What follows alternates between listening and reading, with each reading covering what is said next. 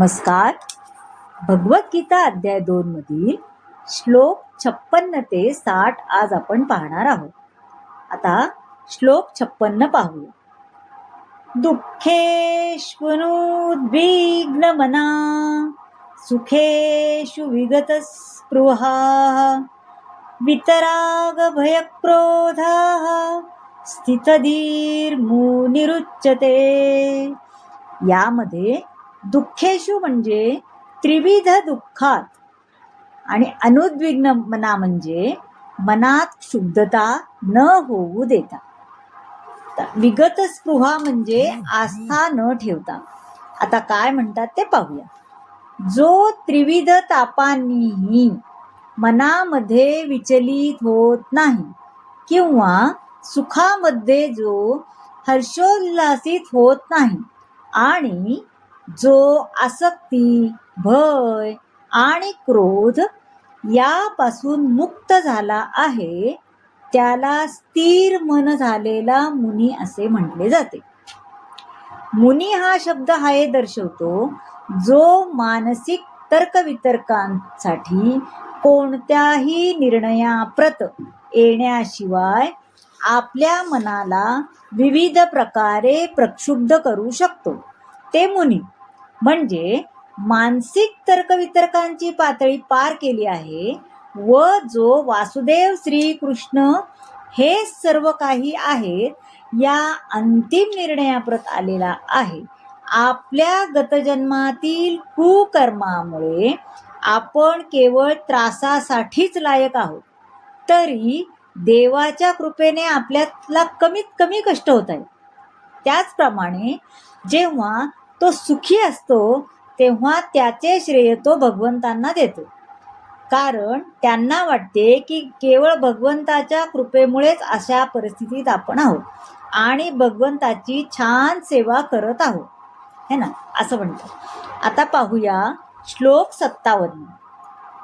य सर्वत्रानभिस्नेह स्तत्प्रायप्य शुभाशुभम नाभिनंदति न द्वेष्टी तस्य प्रज्ञा प्रतिष्ठिता.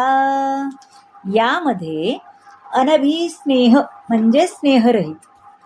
या भौतिक जगतात जो कोणी शुभ अथवा अशुभ गोष्टींच्या प्राप्तीपासून प्रभावित होत नाही आणि जो अशा प्राप्त शुभाशुभ गोष्टींची स्तुती अथवा निंदाही करत नाही तो पूर्ण ज्ञानामध्ये दृढपणे स्थिर झालेला असतो. म्हणजे या भौतिक जगात नेहमीच काही ना काहीतरी उलटापालट चालूच असते ना, कधी चांगली कधी वाईटही असू शकते. आता चांगल्या आणि वाईट गोष्टीपासून जो निर्विकार राहतो तो कृष्ण भक्तेत स्थिर झाला आहे असे जाणावे.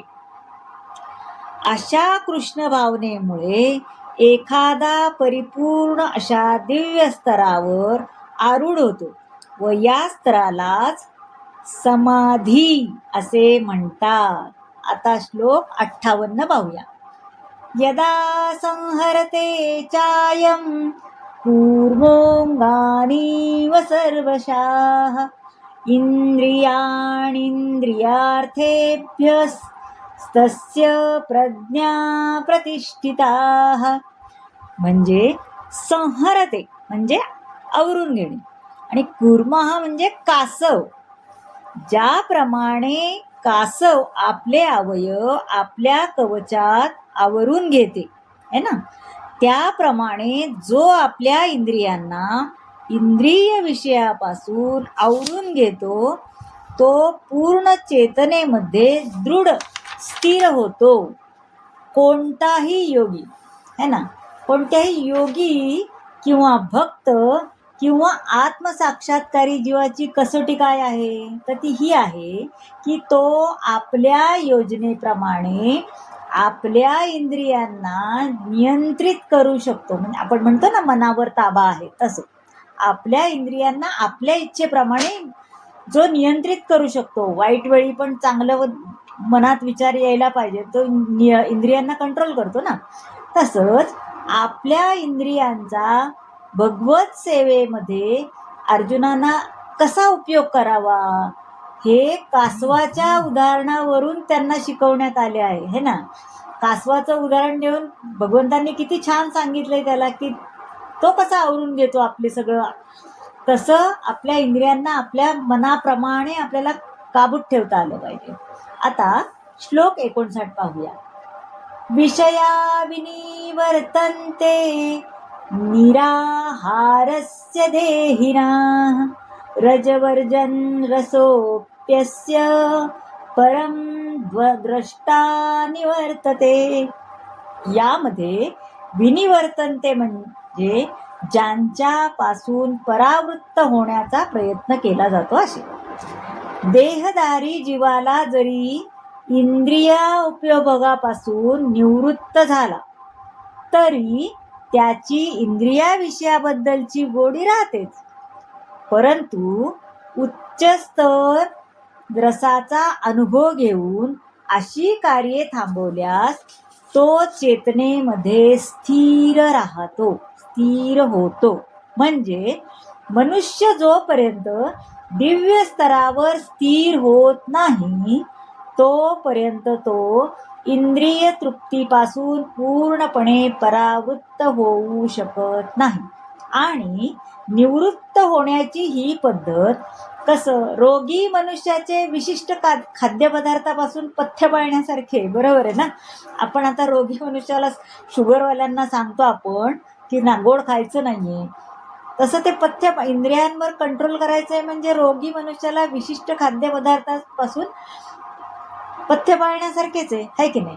पण जेव्हा खऱ्या अर्थाने कृष्ण भावना भावित आपण होतो तेव्हा त्याची आपोआपच अशा निरर्थक गोष्टींमधील गोडी कमी होते. आता श्लोक 60 पाहूया. यततो ह्यपि कौन्तेय पुरुषस्य विपश्चिताः इंद्रियाणि ग्रमाथीनि हरंती प्रसभं मना. यामध्ये श्रीकृष्ण म्हणतात, हे कौंतेय, इंद्रिये इतकी प्रबळ आणि वृच्छृंख आहेत की इंद्रियांना ताब्यात ठेवण्याचा प्रयत्न करणाऱ्या विवेकी पुरुषाच्या मनाला सुद्धा ती बळजबरीने ओढून नेतात. आता आपल्याला माहितीच आहे की मित्रांनी नेलं असं आपण म्हणतो, तसं अगदी विश्वामित्रासारखे महर्षी आणि परिपूर्ण योगी सुद्धा मेनकेसाठी भुलवले गेलेच ना. अशा अनेक घटना आढळून येतात. मनाला श्रीकृष्णाच्या ठाई पूर्णपणे रममाण केल्याशिवाय अशा भौतिक कार्यामधून निवृत्त होणे मनुष्याला अशक्य प्राय आहे. कृष्ण भावना ही इतकी दिव्य गोष्ट आहे की भौतिक उपभोगाबद्दलची रुची आपोआपच नाहीशी होते. कृष्ण भावना ही पुरेपूर पौष्टिक अन्नपदार्थ खाऊन आपली भूक भागवल्यासारखीच आहे.